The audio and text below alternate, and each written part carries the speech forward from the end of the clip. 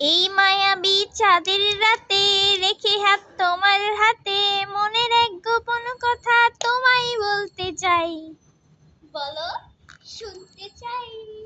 কিন্তু তারপরে আর গানের কথা মনে নাই, কিন্তু তারপরে আর গানের কথা মনে নাই। বলেছিলে আমার জন্য লিখবে এমন গান, মনে এক মিষ্টি মধুর প্রেমের উপাদান। বলেছিলে আমার জন্য লিখবে এমন গান, হবে এক মিষ্টি মধুর প্রেমের উপাদান।